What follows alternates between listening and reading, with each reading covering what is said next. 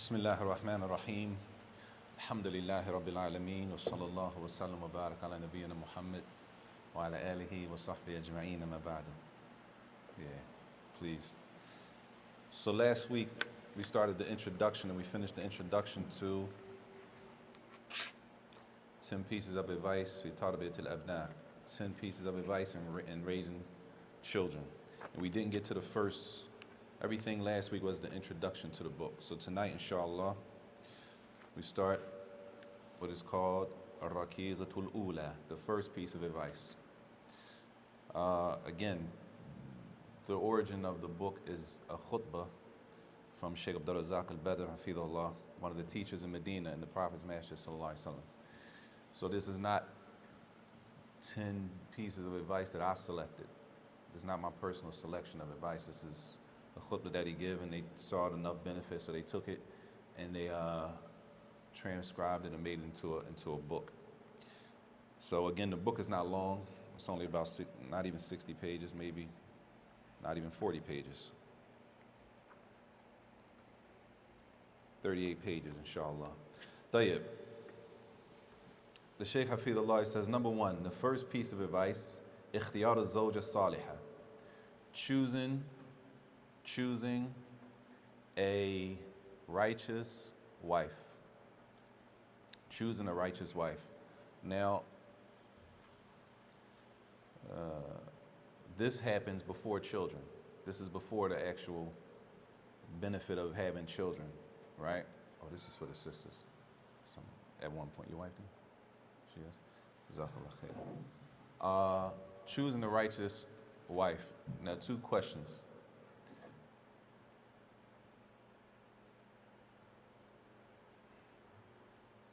Number one, how do we know if somebody is righteous or not? That's a term, that's a word we say, righteous. What's righteous though? What's considered righteous? She's praying. Tayyip. Hold on, she's praying. We're allowed to judge off of what's apparent, what we can see. We're going off what we can see. Tayyip. So from the religious actions that we can see, you can see somebody praying, or you can see a sister wearing hijab, you can see that she comes to the masjid in class. That would be like the starting point. So just by what's apparent, what we see, was clear what we can see. Somebody going back and forth to the masjid, to us that's a good sign, right? She's praying, huh? Good character. Obviously, if she's not married and you're looking for a wife, then you gotta talk to the people, whether it be the wali or the neighborhood, her father, even if they not like the different people, they get all as much information. Get as much information to find out. Be considered to be righteous. Okay, further. And then she also likes to surround herself with people who also fulfill their obligation or even try to be optional as well. Say that again. That she is. She surrounds herself with people Oh, she surrounds herself with people that are also. who fulfill their obligations and or even the optional. Let's say she surrounds herself with people that are righteous. Well, what makes them righteous? Fulfill the obligations, who also fulfill the obligations, but then if they can do the optional, do the optional. That even simple terms. Huh? Or is every Muslim righteous? Is every Muslim righteous? Praying, Muslims have to pray, right? That's part of our deen. That's prayer. That's like, you can't be not praying, then you're not a Muslim, right? So, according to some of the ulama. So now when we talk about righteous, how do you summarize all of that up? Somebody that's doing what? They deening. It gotta make sense to us when we go outside and practice what we're talking about. In our estimation, the way we operate, if somebody's deening, we consider them righteous. If they really deening, not somebody that's not Muslim, because we'll take Muslims and then we'll categorize them ourselves. And we'll say they Muslim, but they, you know what I'm saying?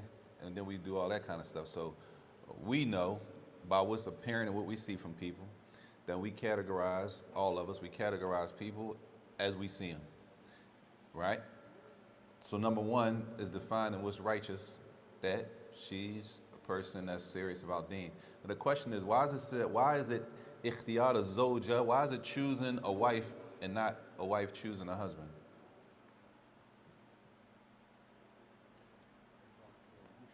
Huh? I ain't repeating that.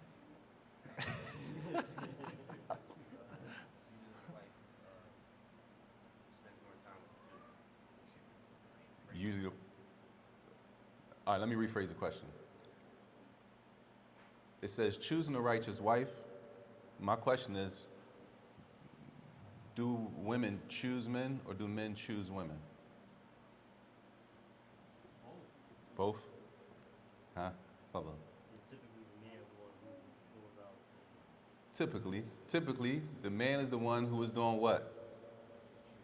Choosing, and another word, he's the one pursuing. Right? The man is generally, if I'm using, he's the one chasing. Right? The men are generally the men pursue women. It doesn't mean it can't go the opposite way, but we're talking about in general.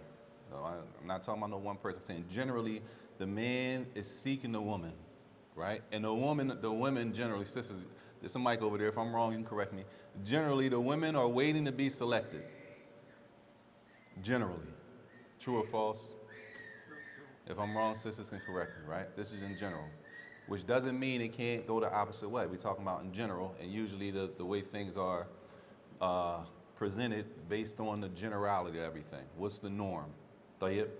So choosing a righteous wife. Now, of course, this is before marriage. This is not even, children not even involved yet. So he says, and he uses the word tajtahid. You have to be serious for the men. You have to be serious and put in some, as we say, put in work, some serious work. He says when it comes to choosing, he says, ikhtiyar zawja, a wife that is known for the following things.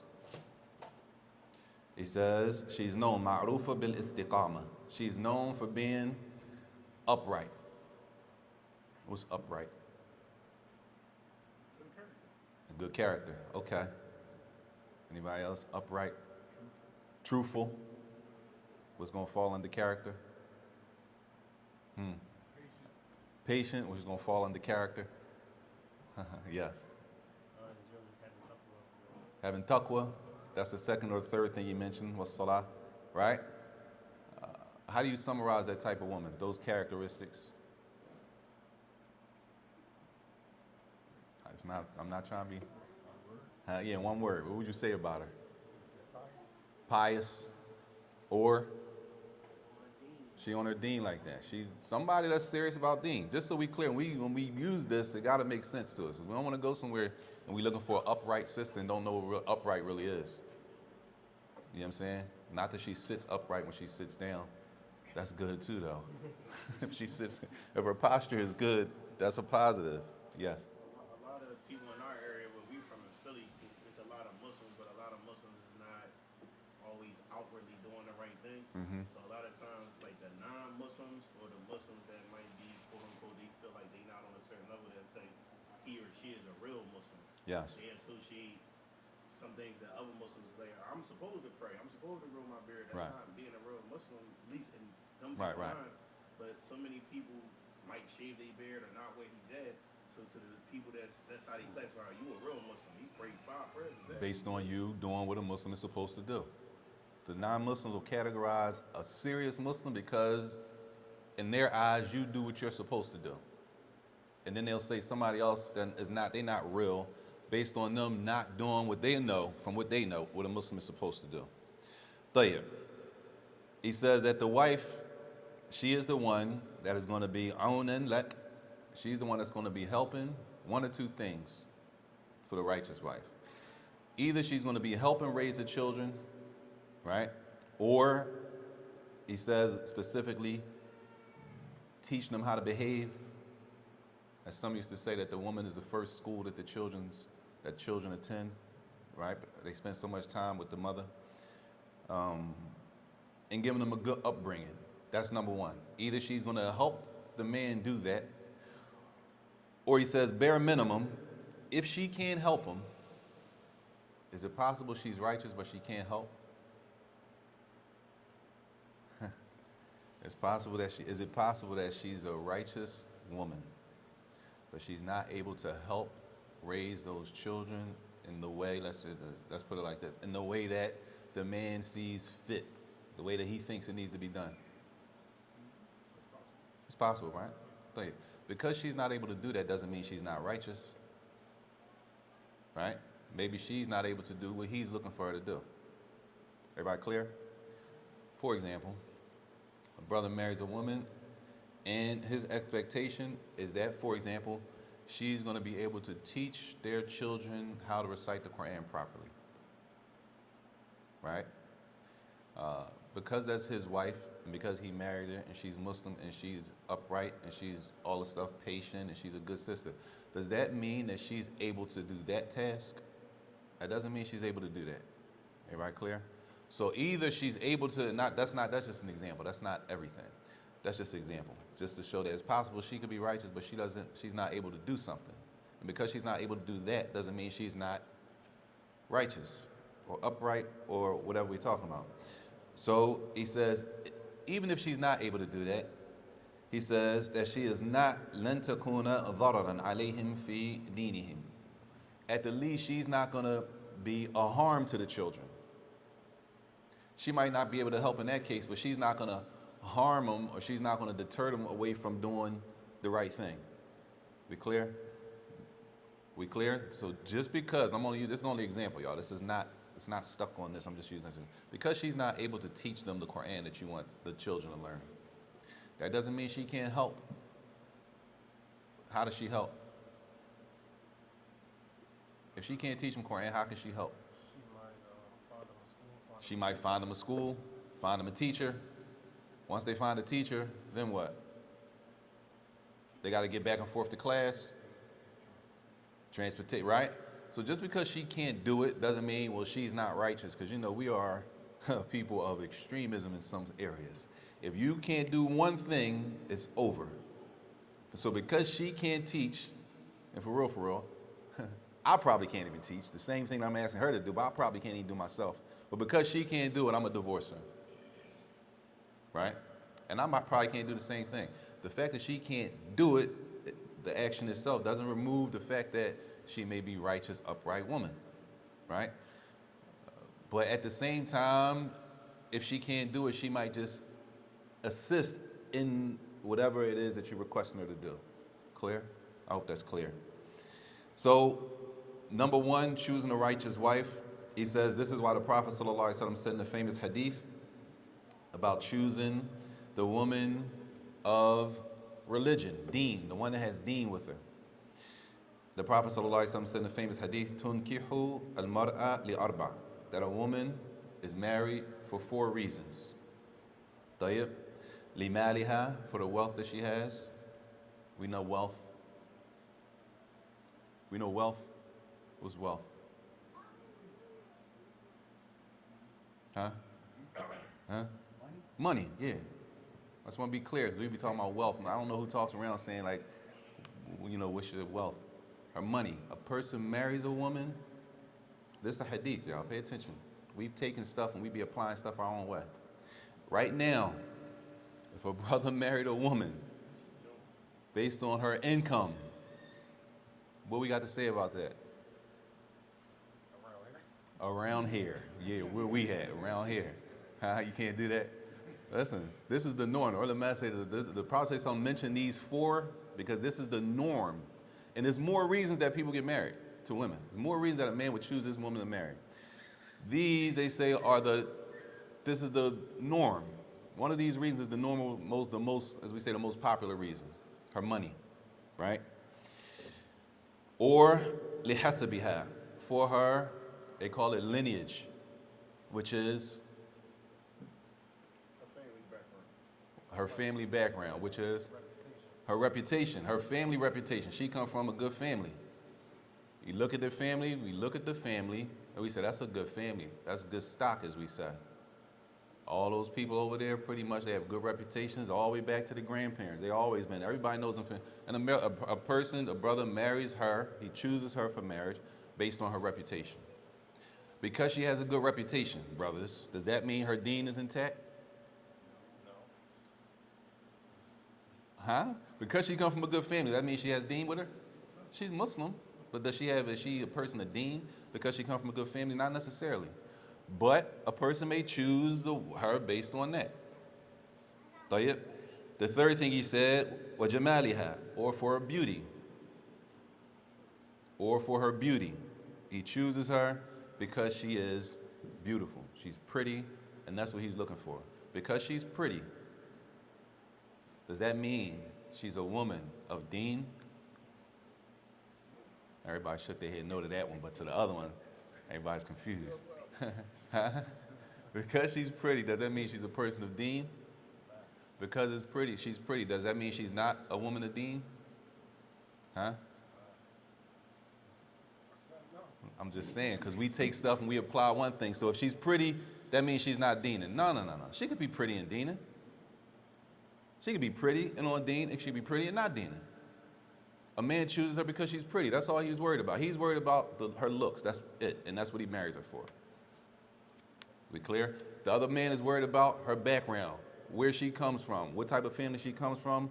He's not concerned about her deen. He's not concerned about how pretty she is, but wherever she comes from, and that's why he marries her. We clear? The first brother is concerned about how much she makes, her income. That's his concern. We clear? The Prophet ﷺ said, number 4, walidiniha, or a man chooses a woman to marry based on her deen. Now,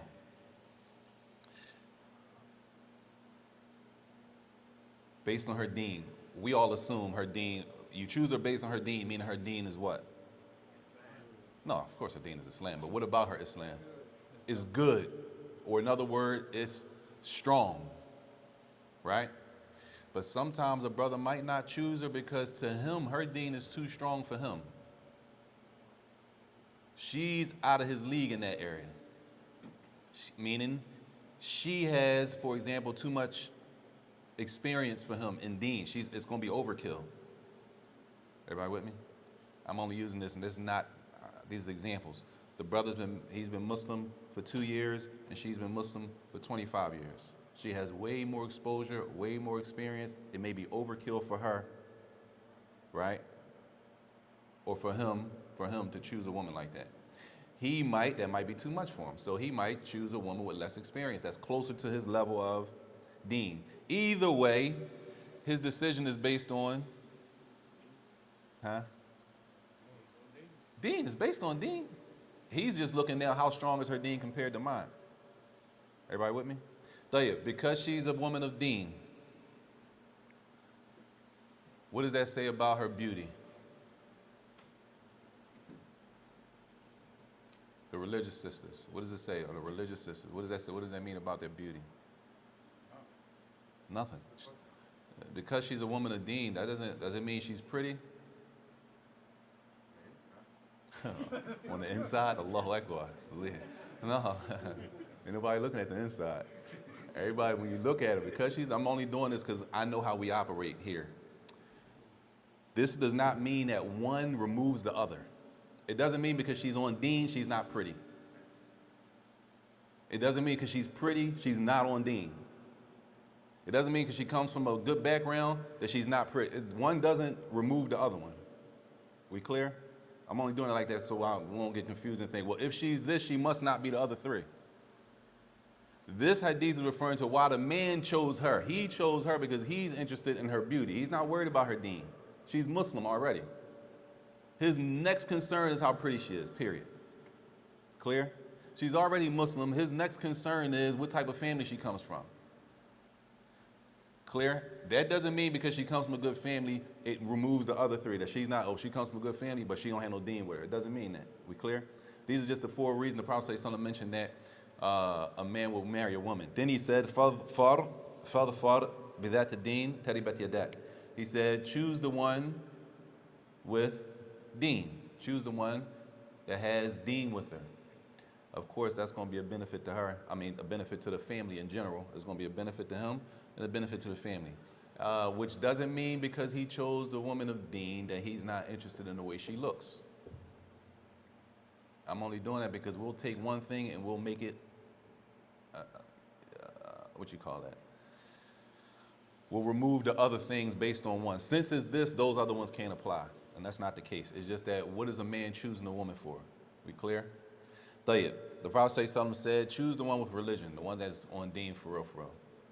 That's the advice of the Prophet ﷺ, which does not mean that the other ways it's haram to choose for another reason.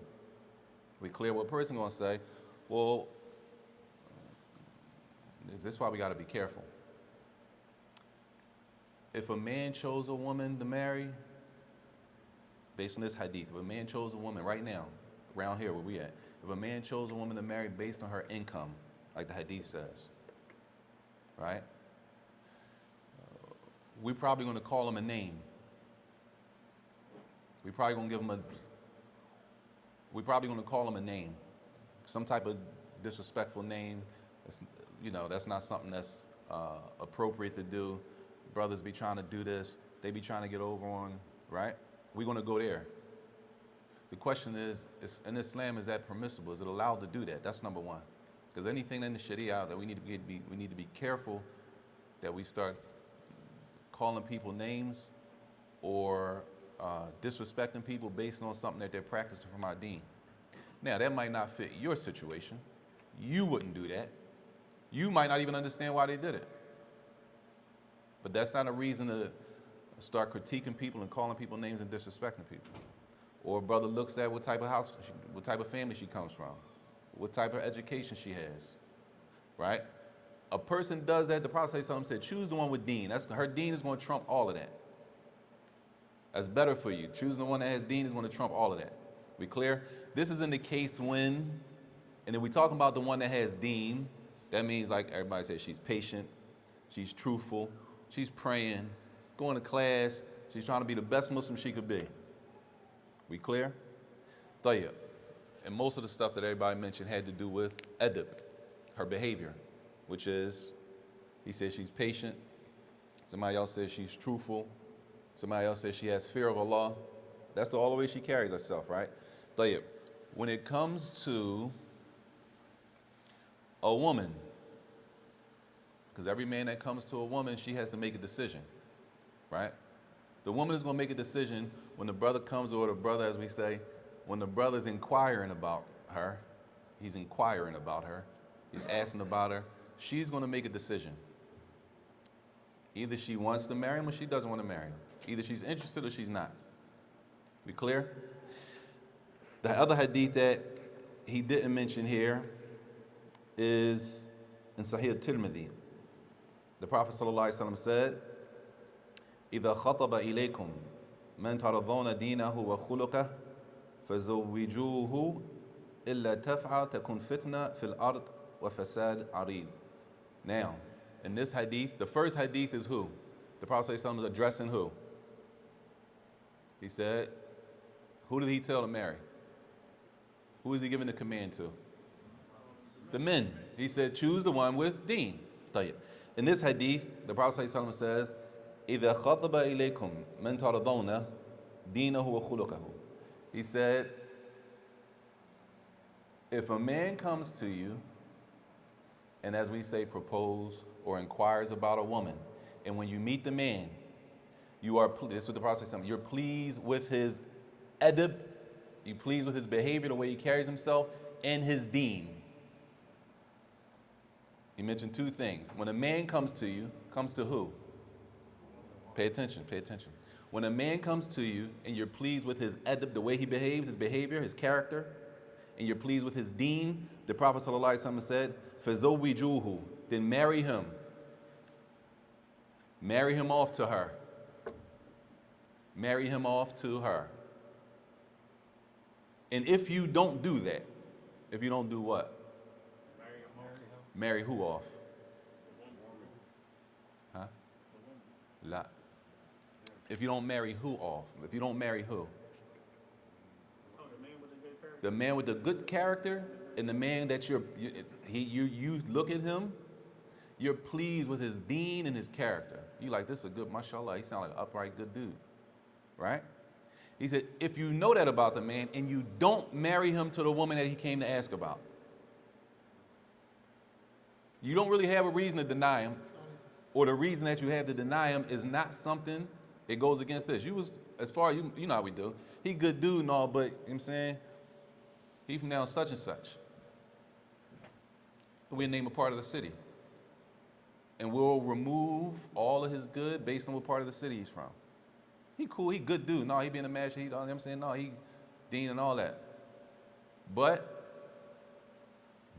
he from such and such. You know how they do up there. We put all, whatever they do, wherever we're talking about, we put it on him, right? He said, if you're pleased with the brother who comes to you, asking for to marry the sister, and you're pleased with his deen, you're pleased with his character, and you don't do it, he says, if you do that and you don't marry him, he says, it's going to be fitna. There's going to be a lot of problems and fasad and evil going on. There's going to be a lot of problems, a lot of evil, because the brother, what was your reason for denying him? What's your real reason for denying him? If she's a Muslim woman, trying to do the right thing and marry a Muslim man, trying to do the right thing. The Muslim brother comes to you asking about her. In your opinion, you're pleased with his deen, mashallah, and he carried himself, he came nice, dude, like nice, everything's good. Why would you say no? We clear? He said, the Prophet said, if we do that, then it's going to be a lot of problems. We're going to experience a lot of problems. Now, in this hadith, this one, if the man comes to who? Crazy, man. If the man comes to who? The wali, the awliya, the wali. Not to the woman. The woman can't marry herself off. When the man comes to the wali, and the wali looks at the man, he investigates, and he says, it's good, it's a go. I think he's good. In his brain or in his heart, he really knows that. What real reason does he have to deny him? If she's, don't say, well, she don't want to marry him. No, assuming she wants to marry him. Everybody get it? Prophet said, if we're doing that, then it's going to be fitna. There's going to be some difficulty, some trials, and evil, he said, fasad ali. Tayyib. The Prophet ﷺ, in this hadith, he specified two things about the man that the woman's supposed to be looking at. Because the other hadith says what the man's supposed to be looking at, or what men marry for, right? A man marries for her wealth, maybe she has background, maybe she is pretty, beautiful, maybe she, or deen. The Prophet said for the woman, what a woman supposed to be looking for? She might marry for one of those same things, right? She might marry because of his money. She might accept him because of his money. She might accept him because of his background also, right? The Prophet said to the walis, the fathers, and everybody who's in charge, as we say, you have women that you have to marry off, whether it's your sister, your mother, right? Somebody, whatever the case may be. Your daughter, if the man comes to you and his deen, he's already Muslim, y'all. We got to get past that. He's Muslim already. You see him to be a good practicing brother. And you looked at his adab, the way he carries himself. The way he carries himself, you say, man, mashallah, he's good. We're not supposed to, and this is a whole section in the books of fiqh, we're not supposed to just deny that brother for no reason. That's the starting point. We clear? It's different, y'all. She wasn't feeling them. She wasn't interested. All right, cool. Then that's the reason that she's not interested. We talking about from the wali's perspective, from the man's perspective. If we do that, the Prophet ﷺ said there's going to be some serious problems. Fitna. We all know fitna, right? We all know what fitna is. And he said fasad. There's going to be a lot of evil going on. And Allah alam what that evil is. We clear so far? Tayyib. One hadith is talking to the awliya, the walis, the men who are seeking the women. They come to the wali, they doing the right thing, coming to the wali. That's what they're supposed to do, right? They did all of that, and then the wali doesn't even have a reason. No real reason. The wali flee him, stop answering his phone calls. Every time he can't talk to him, he's busy. He told the sister he won't, she's asking him about what's going on with the brother. He don't really have no answers, right? And there's nothing that the wali has to make him do that. We clear? If a person operates like that, the Prophet ﷺ said that there's going to be fitna in the land. So one hadith is specifically to the men that are approaching women or that are interested in women. The other hadith is for the man who goes to the wali, advice to the wali, the guardians. In both hadiths, the Prophet ﷺ mentioned deen. That deen trumps everything else. Deen trumps everything else. And it's too many examples. It's too many examples. All the money in the world, all the money in the world, and sisters could say it better. All the money in the world. Certain things money can't buy. That's just that. And some of the ulama say that the Prophet ﷺ said in this hadith, if a man comes to you and you're pleased with his deen and his adab. The question is adab from deen? Is our behavior from a part of our religion? Then why did the Prophet ﷺ say deen, if you're pleased with his religion, and his adab, his behavior? If behavior is from the deen, why would he say adab? To put emphasis on what? To put emphasis on behavior. Because when he mentions deen, that's his relationship with Allah. And when he mentions his adab, that's his relationship with people. He says deen is his relationship with Allah, and his adab is his relationship with people. Tayyib. Well, you can have deen, but your edit might not be good. You can have deen with bad adab. A deen, a person, a Muslim could be praying. They love Islam. But when they deal with people, in majority of marriage is you dealing with your wife. That's the majority of the time. I don't want to be too graphic. The majority of the time is not intimacy.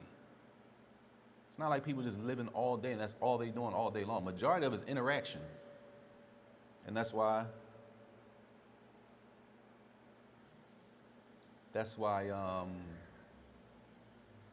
never mind. Majority of the time it's interaction. So if the man is not good when it comes to his adab, his interaction, that's what you're going to be doing majority of the time, then it's going to be a problem. He's still Muslim, he's praying, right? Loves the religion, class, all of that. But his behavior, his character may not be good. So the Prophet he emphasized, sallallahu alaihi wasallam, you pleased with his deen and his adab, emphasizing that adab is going to be majority of the time. That's going to be the issue. The Prophet ﷺ said in the next hadith, it says, وَصَحَّ عَنْهُ صَلَّى اللَّهُ عَلَيْهِ وَسَلَّمْ أَنْهُ قَالَ. And I think this is the famous hadith. مَنْ رَزَقَهُ اللَّهُ أَمْرَأَةً صَالِحَةً فَقَدْ أَعَانَهُ عَلَى شَطْرِ دِينِهِ. That whoever Allah, and the word usually used is, I don't know, maybe provides, maybe. Whoever Allah gives a righteous woman, if Allah bless you with a righteous wife, the Prophet ﷺ said, أَعَانَهُ عَلَى شَطْرِ دِينِهِ. That's going to help him, or Allah has helped him in, usually I think it's translated as completing half his religion. Completing. Allah has helped him in half of his deen. That's half of it. I hope we understand what's going on. I don't know if we understand or the sisters understand the importance of women. Imam Ali got a whole class on 40 hadith honoring the women, that Islam honors women. Now the question is, what does honor mean? Huh? Uphold them how? Respect. Islam teaches us to respect women. The way a lot of us were raised not to respect women. That's just part of the culture. The music said don't respect women. The movies say don't respect women. The streets say don't respect women. That's not what Islam says. Islam, deen, teaches us to respect women. Right? Part of respecting women, deen on a larger scale, that we don't just have a bunch of babies by a bunch of random women and don't take care of our children. The honor of marrying her in itself, the honor of choosing her as a wife by itself is an honor of respect. That a man respected her enough to take her and choose her and put the title on her that this is my wife. Everybody knows. Honor, respect. The Prophet ﷺ said in this hadith, if Allah blesses you with a righteous woman, Allah has helped you with half of your deen, to show how important a righteous woman is. Now, Again, that righteous woman could come from a good family. She might not come from a good family. That righteous woman could have money. She might not have money. She could be pretty and beautiful. She might not be that pretty and beautiful. But bare minimum, she has deen. He said, فَلْيَتَقِ اللَّهِ فِي شَطْرِ الْبَاقِي. So fear Allah with the rest of your deen. The rest of your deen is you fearing Allah. Why?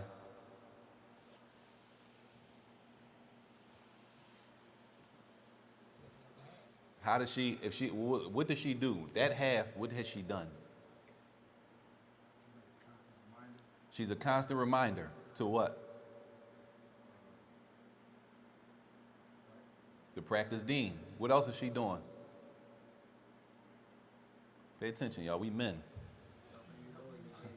You lower your gaze. Most men are concerned about women. Y'all, come on. Men are concerned about women.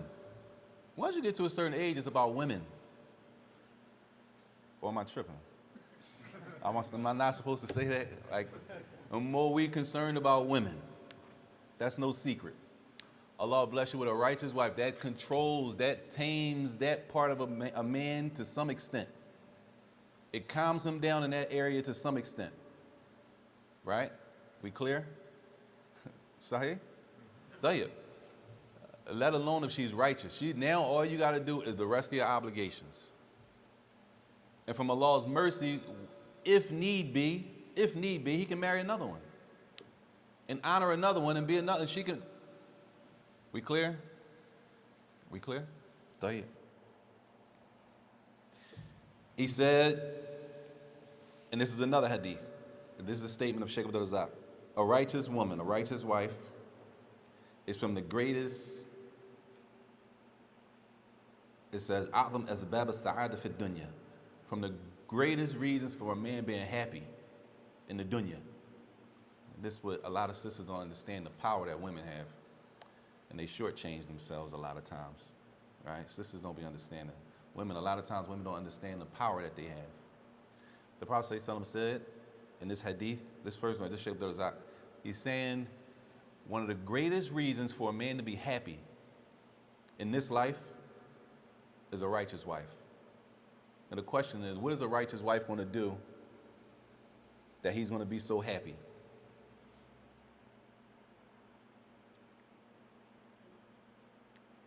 From All of being a good companion, keep you from doing stuff, you know, as they say, crashing out. You crash out on a lot of stuff, but when you got a woman that's going to, you don't want to do that. But that encompasses a lot of stuff. I don't know what that means, Sheikh. You got to be more clear. That you got to be clear, because this is a problem, though. We take that kind of stuff and we don't really know what that means. But we'll leave like, yeah, as long as she keep me from crashing out. Like, what did that mean? Where? It need to be here so we know what we're looking for, and so that the women know what we're looking for. What is she going to do that keeps you happy? Taking care of the house. What else? Fulfilling the obligations and rights that she has or that you have on her. Like what? Like, for instance, taking care of your children. Taking care of you, looking out for the kids. Being a reminder for when you might have a shortcoming. When you slipping, you're not really doing what you're supposed to do, she reminds you. Fulfill your intimate needs and desires. Intimate needs and desires. Intimacy. What else? I ain't hear the famous one. Sisters, y'all more than welcome. This is not a, huh? Or well, am I saying everything that need to be said already? Huh? What? I'm not looking for anything. I'm not looking for anything. I'm not looking for anything. All I'm saying is this. Listen to the hadith. The Prophet ﷺ said, calling the Nabi sallallahu alaihi wasallam, min sa'adat ibn Adam, al-mar'a salihah. Right? From the things that make, he said Ibn Adam, a human being, meaning a man in this case, happy is a righteous wife, a righteous woman. What is she going to bring to you that's going to keep you happy? Huh? Sister, say it on the mic so they can hear you. Sister said peace. Peace. Do we know what peace means? Or we don't. We might not see sisters. We might not know. Brothers might not know what peace is until it's chaos. Once it's chaos, then we know what peace is. When we used to chaos all the time, you know what I'm saying? We used to one thing, you don't even know what peace looks like. So some people might not know what that means, right? Peace, a peace of mind. Some people might not have got there yet. Sheikh, you already. I was gonna say, she's not nagging and. She's not nagging. But you're gonna get some of that. Even though that's part of life, right? Everybody's going at some point. Everybody going to have a complaint and nag about something. But peace, either way. The Prophet says something. This is the level of the women. The greatest thing you can have is half a deen. Half a deen. A righteous woman is half a deen. So what I got to do for the other half? Fear Allah, obey Allah, right? The next, min sa'adat ibn Adam. Mankind is happy. Men happy with what? A righteous woman. That's how important they are.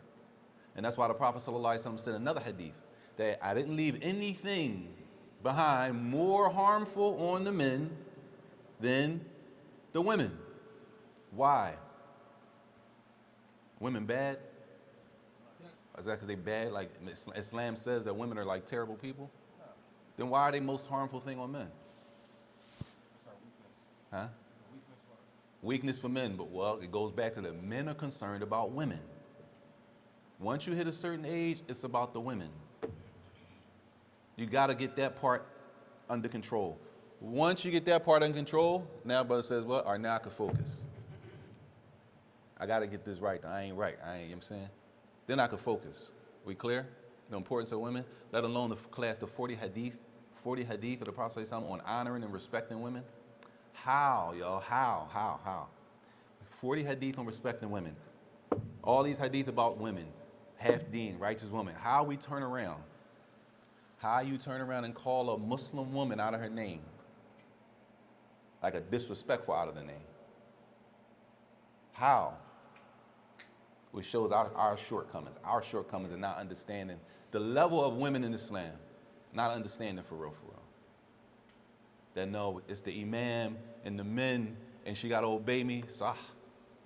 But what if she doesn't? What happens when you marry a woman and she's not obedient? Huh? How do you feel though? Huh? Depends what form of disobedience you talk about. Just general. If she, as we say, she's not obedient, how does that make a man feel? Disrespected, small, belittled, right? Who wants to live like that? You see what I'm saying? Allah bless you with a righteous woman. Half of that is taken care of. Happy, peace, all the stuff that a man is looking for. It just shows the importance, along with that the hadiths are not here, along with the other book, the whole class, 40 hadith on honoring women. 40 hadith on honoring women. It's no way, y'all, it's no way. For the brothers, there's no way. All these hadith about honoring and respecting women, all what Islam says about women, and there's no way that the only women that we do that for and give that level of respect is our daughters. That's it.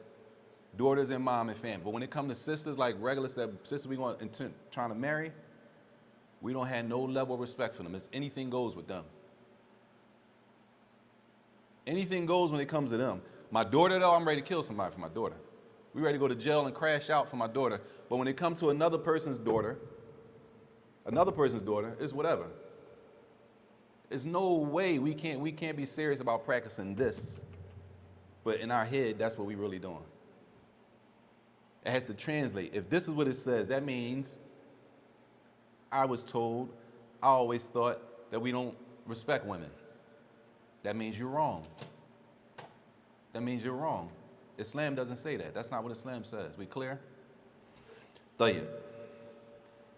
He says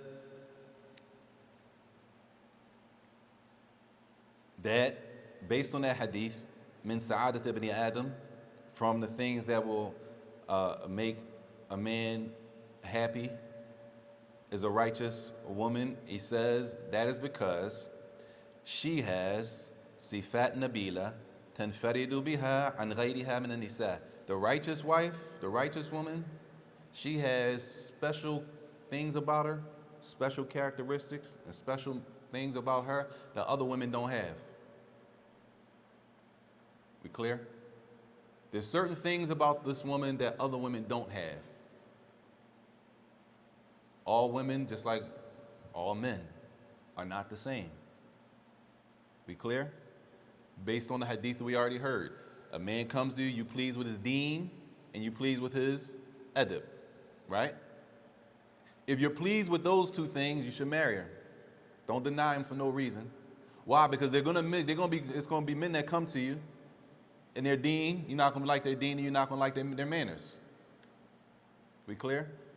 So all men are not the same, all women are not the same. Some men are marrying because she has money. Some men are marrying not because she has money, because she doesn't have money, but she comes from a good family. Some men are not worried about her money or her family. They just want about what she looks like, her looks. Everybody's not the same. Either way, the Prophet ﷺ said, pay attention to deen. We clear? On top of that, if she's a woman of deen, this is Allah aided a person to help the person complete half of their deen, half their religion.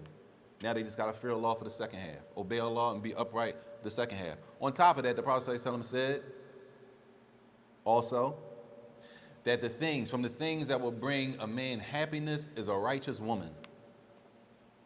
All of that goes back to show the level and the status of women in Islam. That our women are not, and I'm not trying to be funny, they're not disposable. We shouldn't be taking these women who believe in Allah in the last day, praying the same prayers that we praying, fasting the same days that we fasting, chasing the same paradise that we chasing, and then we treat them like nothing. Like we treat them like dirt. And then we turn around and will not allow anybody to treat anybody in our family like that. As if only our family, our Muslim family, the women in our Muslim, they're the only ones that deserve that. That's a huge, huge mistake. That's a blunder. That's a khata up here. To think that that's how Islam works is a huge mistake. Huge. And we got to pay attention because sometimes we're practicing things and we don't even know we're practicing it. It becomes so easy and so normal, we think that normal is correct. That's what everybody does. If everybody's doing it, we assume that that's the norm, that's correct, which is not true. A normal practice doesn't mean that the practice is correct Islamically. It just means the practice is norm. That's the norm where those people are. If you go to this area, that's a norm over there. If you go to this area, that's a norm. That's part of their culture. They do that without thinking about it. Because they do it without thinking about it, because a practice is going on in a certain area, does not make it right. And that's why we see so many, anything happen, divorce her. I just divorce her. You know divorce is permissible, I just divorce her. You done consummated the marriage, like you took somebody's daughter. You done took somebody's daughter, consummated the marriage, and what happened? And you divorced her, like for what? I ain't gonna be able to deal with that shit. You knew that before you married her. How about somebody take your daughter?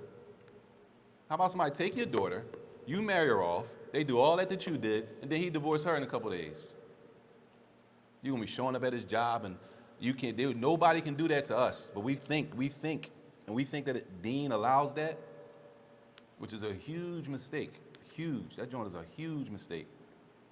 And that's why the Prophet ﷺ said we're supposed to be looking at what we're supposed to be looking at. When you go to a woman, of course, she needs to be attractive to you when you marry, of course. Of course, the man that the woman marries, she needs to be attracted to him. But we're supposed to be worried about their deen. Because the deen is, if they're a person of deen, then they're going to get treated properly. The deen, if they're serious about deen, the deen is not going to allow them to treat you wrong. Whether it's the woman or the man. I'm trying to do what's right. I'm trying to do what Allah said. I can't do that. We're Muslim, we can't do that. We're Muslim, we're supposed to do this. That's what the deen does. The deen dictates how she behaves. The deen dictates how he behaves towards his wife. That's what it's supposed to be. You know, we're going to bring the hadith, of course, the hadith that she's supposed to, if I commanded you to, the Prophet said in the hadith, if I were to command any person to bow down, to make sajda to any person, it would be the woman to bow down to her husband. So she's supposed to be obedient, cool. A woman that does that, submits like that. A woman that submits to that level. We don't think we're responsible as men before Allah to treat them right, to be soft and look at them and say, yo, she's willing to go that far. Not that women should be bowing down to their husbands. I'm just saying. The woman that's submissive and she's trying to do the right thing. For us to take our old ways and use them old ways to walk all over them and disrespect them is a huge mistake. And that's not a proper representation of Islam. So we got to be careful as men that, yes, we're choosing women. And most women generally are waiting to be selected. Brothers with daughters, they're waiting for somebody to choose their daughter. Somebody come choose their daughter, the expectation. After we talk and we do all that, the expectation, I trust you're going to treat her right. That's why I'm married. If I didn't think you were going to treat her, I wouldn't have married her to you. For us to be deceiving people and we deceptive and then we get them and then don't treat them right, that's deception. And it goes on both sides. For a woman to act like she's righteous, she acting like something so that he can do something. Then when they get married, I'm another person, that's deception. We're Muslim. Muslims are not supposed to be deceiving. We're not supposed to be deceiving people. We're supposed to be honest, truthful, right? Upright, patient, deen. That's what we're supposed to be doing. We're not supposed to be deceiving each other. So we got to be careful to make sure, yes, choosing the righteous woman based on something that the Prophet said. He said to make sure that she is the one that is righteous. He says, for example, Fadl. It's time for the name, Fadl.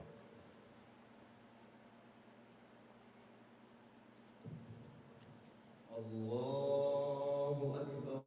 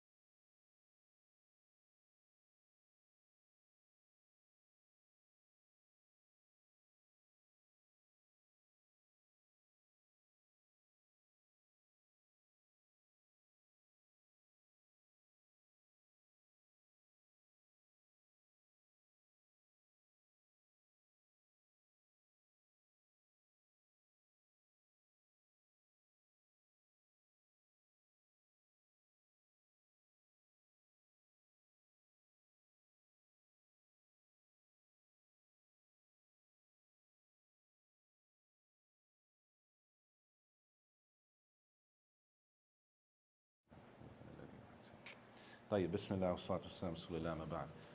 The last part, it says that the righteous wife, she has specific manners and things about her characteristics that you might not find in other women. طيب. He says like, and I'm just reading the examples, like ikhlas, sincerity. So what does it look like if a wife is sincere?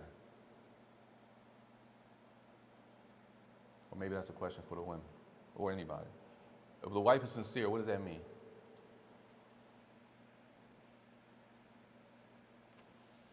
Further. She gonna keep her word on stuff she's supposed to do. She's not gonna be flip flopping. You know, you might. I'm sure when people get married, they ask some questions. They ask some specific questions. That's truthful.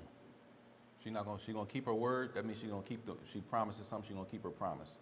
What's ikhlas? Sincerity. Hold on. Staying in line, with the religious aspects of, the marriage and the law commanded to do and implement. Staying in line on the religious aspects, what the law commanded to do. Tayyib. Any Muslim that prays, and Allah knows. Any Muslim that prays, and Allah knows, all of them. Are they sincere? Huh? Allah knows. Inshallah, we praying, we sincere. But Allah knows if a person making salat is sincere or not. So the fact that a person prays doesn't necessarily mean that they pray sincere with ikhlas. So what is it, if the wife is sincere, if the woman has a ikhlas, what could that look like? We assuming everybody making salat is sincere. That's our assumption. What could it mean that the wife is sincere? She says she loves her husband and she shows him. Huh? She learned and she trying to show you what she learned, trying to teach the kids, things of that nature. Go ahead. Anybody else? I think he got something to say. No, Go ahead. Further. She showed her dedication in the marriage, even if it's some hard times. Even if it's hard times in the marriage. To stick around when stuff ain't going right. Go ahead. He said she has to be sincere to stick around when things are not going right. What does that mean for her? I lose my job, you're not trying to, I want a divorce. All right. That means that whatever she's doing, and this applies both ways, y'all. It's not a one-way thing. Whatever she's doing, and this is what ikhlas is. Ikhlas is I'm not only giving you your right because I want my right. That's an exchange. I'm giving you your right as a husband, and she's giving you your right as a wife because by Allah, I'm obeying Allah. This is worship. Obedience to the husband is worship. A man taking care of his family is worship. Following the orders of Allah, right? And then there are times when we pull back from either situation. But in general, ikhlas is she's not doing it like we say. It's not just for you. It's not supposed to be just for her husband. Because when that happens, whenever a divorce happens, whatever she was doing is going to stop. Right? And that's why, and Allahu Alam,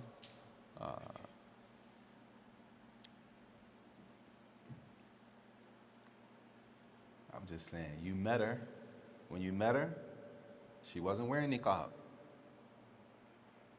But what happened? Who wanted her to wear niqab? Her husband, so she wore niqab. Right? If things don't work out, guess what happens? She takes off the niqab. So the point, she was wearing the niqab, why? To please her husband. It was about that, right? And I'm not saying that's right or wrong. I'm just saying so we understand what's going on.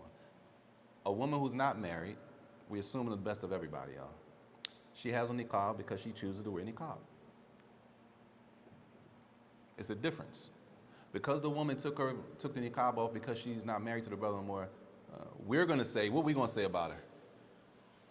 She falling off. But she didn't wear niqab in the first place. She's wearing niqab out of trying to be obedience, out of love, and trying to do the right, you know what I'm saying? Obedience to her husband. That's what pleases you. I wear it, that's what pleases you.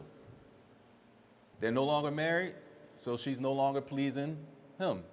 We're not getting to the hukum on the niqab and the difference of opinion. We're not talking about none of that. I'm just saying what happens when we see stuff, right? There's a difference, and we don't know why people are doing stuff, but a lot of times we see things and we make assumptions, and sometimes we might be making the wrong assumption on a person. So number one, he said that she's sincere. He said number two, that he gives, she gives him advice. That she gives her husband advice. A lot of us, we can't take advice from a woman for some reason. I don't know what, do we think we lose points for taking advice from women? Like if she's right, what's the problem? If the hadith says that Abu Hurairah, radallahu anhu, that the shaitan said the right thing about ayatul kursi. The Prophet ﷺ said that what he said was true, but he's a liar. If the companion, if the shaitan was right, why can't our women be right? And we take it like, damn, mashallah, jazakallah khair. Sah, you right. It's difficult, ain't it? It's difficult. You gotta lower yourself. As the imam of the house and all that, you gotta lower yourself. She's right and you wrong. You're not right about everything. You wasn't thinking about that. She pulled your coat and now you gotta take that. You don't really wanna take it. So now you make it to a whole argument and make it go left about something else. That's smoke, they say right now. That's smoking, kicking up dust. That's a straw man. You're making up all kinds of stuff just not to accept the advice from the woman. But the righteous woman is looking out for your good. So she's gonna give you advice. He said, what's sidq? She's truthful. She's truthful. She doesn't lie to you and you don't expect her to lie. You married her because you saw her to be a woman of deen. If that's why you married her. Why would you think she's lying? That's us having bad thoughts about people. You know, we be having automatically we think negative. How you go into a marriage and you think negative about the person you're marrying?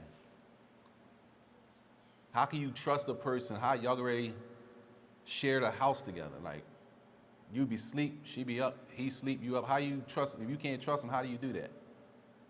That she's truthful. He says, well, amana, she's trustworthy. You could trust her. Well, wafa, and she keeps her promises. She says she's gonna do something, she does it. Now, all of this is about the woman, but does this apply to the men? Does this apply to the husband? All this is, I'm just saying it like this. This is Muslim stuff. This is standard Islam. But we all know there are Muslims who don't practice these things, men and women. He says, وَحِفْظُ الْمَالِ, that the woman, she even looks out. It says, if you translate it directly, protecting your property or protecting your wealth, which means what? She doesn't overspend. Or she might tell you what? She might tell you, you need to slow down, you're spending too much. You could have got that for cheaper here. That's not for you to be like, man, I'm getting bread, I ain't, you know what I'm saying? It's your wife, she's trying to help you. All right, well, if you're doing all that, then you're not even. You're going to do all that, I should be getting the you see what I'm saying? So she's saying that it's the household. She's telling you out of good, as we say, good faith. We take everything and we flip it and make it negative. Don't count my pockets. You know what I'm saying? This is how I'm doing and all. That's not. She's supposed to do that. It's for your benefit. And if it's for your benefit, it's going to eventually be for her benefit and for the benefit of the whole house. He says, وَاحْتِرَامَ الزَّوْجِ, that she respects, she's going to respect, she respects her husband. It might sound simple, but a lot of us don't know what respect looks like. And sometimes respect is relative, meaning there's some things that all the men in this room, we would probably agree that is respectful. And then there's some things that as individuals, we all have some things that we consider to be respectful and disrespectful that we might not all share. You might have something specific, and to you, to this brother, is disrespectful, but if to him it's not disrespectful. So that's why it's important for women to learn. You got to learn your husband. Because it's not disrespectful to your uncle, doesn't mean it's not disrespectful to your husband. If your husband said it's disrespectful, then you got to respect that. Oh, I didn't know that was disrespectful to you. Well, how is disrespectful to you? That's not the point. How is it? How, you the only one say it's disrespectful. Well, you the only one he's married to. And same thing vice versa. Your wife said that was disrespectful. How does disrespectful? She thought it was disrespectful. And to her, that's disrespectful. Man, I asked 10 women, is this disrespectful?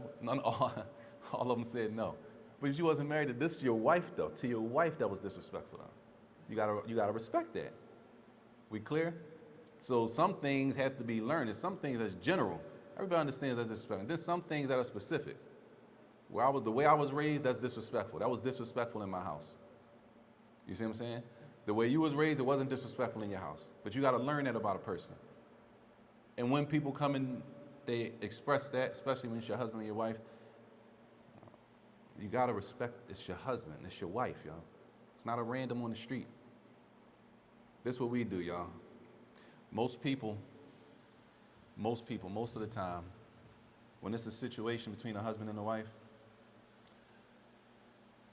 one or two things happen. It's very rare that the husband and the wife come at the same time to complain. Somebody's complaining first. Somebody wants to have a sit down in a meeting. Somebody needs some counseling because they have a complaint about the spouse.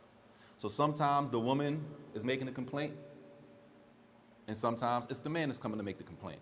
This is the problem we do though. My wife goes to complain, and because she went to complain, I want to bring up all the stuff that I got to complain about instead of addressing what she's complaining about. You should have came first. So if she never came to have a sit down and get counseling, you would have never came to have a sit down and get counseling and clarify anything. You just had a bunch of complaints and never said anything, right? But since she showed up first, you know us, I'm exposed and all that kind of stuff. Because she came and said something first, we're gonna get off of the topic, the issue that her complaint, and you want to bring it. Well, you did this from this time, and now it's a whole mess. Instead of respecting the complaint. Well, you got a complaint, we can set up another day. You can bring your complaint, we can deal with that. But if we or the man comes first, and because he came first to make a complaint, it's the end of the world. He didn't know how to say it. He didn't know, or she didn't know what to say, so they wanted somebody in the middle to be able to say it without me having, I don't want to have to say that to my wife. So what do? He goes and he says, listen, I want to have a talk, maybe we can help us fix this situation. She don't want to have to say this to her husband. She doesn't want to say that to you. She's not running to the masjid telling on you. She doesn't know how to say what she needs to say to you without you getting upset. Everybody with me? So she gets a third party, as we say, to try to lighten the blow and make things and work things out. We take it as you gonna run to the masjid and tell everybody my business. Right? You with me? Father, I'm sorry. Wanted to ask you, not being specific, but in general, is this something common? What? Like these issues like this in the masjid? Yeah, we only speak about issues that are common. Because if it was a rare issue, the person would probably know I'm talking about them. No, I'm telling you how we operate. I would never bring no one case scenario that only one person, no, this is normal stuff that we go through. That's why I'm saying it, because it's normal. no, I was just asking for the ratio, like is The ratio is high, common. That's why I'm mentioning it. It's common that if the husband, as we say, if the husband called the meeting, that means the husband has a complaint about his wife. She's upset because he came to the masjid and actually complained about me. At the same time he's complaining about her, she like, if that's the case, I should have been came and complained about you because I got a bunch of stuff to say about you, but she didn't. So now once he comes to complain, she wants to bring up all of the stuff except dealing with the complaint that he has. And it goes vice versa, the same thing. You know how we do. If his wife comes to complain, he mad because you went and told the brothers, now I gotta go down there with the brothers and that's da, da, da. And then he's like, well, if that's the case, he want to bring up all instead of dealing with the complaint. That's normal. But when that happens, it's difficult to get to some type of solution. Just deal with the issue at hand. She complained about you, brother. She had a complaint about you. That's what happened? Yeah, you wrong. You wrong. Fear Allah, make tawbah, apologize, and move on with life. Sis, he had a complaint about you. Is this accurate? Yeah, that's accurate, but I do it because of this. Yeah, but that's disrespectful to him. To him, that's disrespectful. Well, I ain't know this. Well, now you know. And move on. But for us to meet at the table and then everybody's up in arms and nobody wants anybody to say, there's no solution gonna come out of that. And that's normal. And people don't say it, but you can, the vibe, the approach is that I gotta say this because you said this about me. And this, we're not doing no back and forth, airing everybody out. We're not doing that. But is it more than the women that come to the masjid? I think most men, they don't want to, like you say, air out none of their stuff or sometimes say something about their wife. They keep it, to themselves too, as much as they can. Whereas though it may be more harsher on the women as far as their husband is concerned, and they come to the masjid. So I think more of a man, he's gonna hold back stuff like you said, after her issue come, then all the other stuff come after that. And it might be like I would say at the least it's equal. Bare minimum is equal.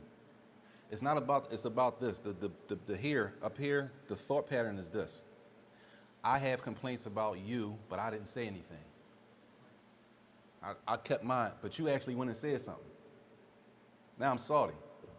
So now since you said, now I gotta say something to let you know that, so, oh, you complaining, and it goes both ways. I can't really say it's more, can you say now? Is it more one than the other? that's what I think the man feel that way. I think what he's trying to say is most men don't come complain first. Most men don't come complain first. Right. Is that what you're saying, bro?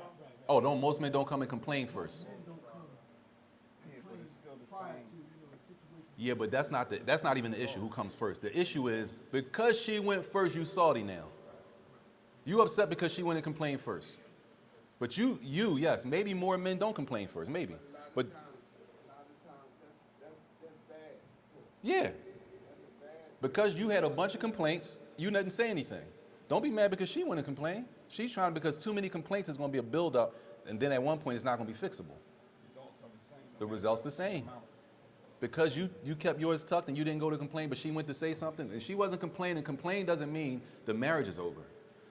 Most of the time, complaint is this: I don't know what else to do. I need help. That's the complaint. This is the thing: I don't know what to do. We take it the wrong way, like, yo, you went down there before me. I could have said all this about you. I ain't say nothing, but that's not the case. So even if the women came to complain first, the result is the same. We're upset because somebody else went to say something instead of taking the nasiha. I spoke to, did you speak to him about it? Yeah, I spoke to him about it. How many times? Too many times. I feel like I'm nagging him now. That's where it is. So I don't know what else to do. The brother said, we asked about, did you ever speak to her about it? I spoke to her about it. I know as a man, how many you spoke to her? I know you don't want to talk to her about it, but did you speak to her? Yeah, I spoke to her. You might have to talk to her again. I can't keep bringing that up. He burnt out, right? He needs somebody else to come in the middle and try to help out. So when that happens, it's not a thing of she went to the masjid and told on you, or he went to the masjid and exposed you. People go to that point when they don't have no other choice. But if we take it like, since you saying what I'm gonna air you out, it's no real good solution in that case. I think as men sometimes, especially in our community, we might harbor that either that protective mentality on our wife where we don't want to tell, or even that like kind of no snitch policy where we don't want to go run and tell. And that's where we should practice that if we feel some type of way, because that's when all other issues come. Yes. She come first and then the brothers want to come complain. So if us as brothers, we have issues, we should just come talk and be open about it. No doubt. He said a lot of times the men have a protective mentality over the family. And this is true. He doesn't want to say anything because he doesn't want to say anything in front of another man bad about his wife. True. So sisters, you need to know he'll hold on and won't say anything, even in the meeting.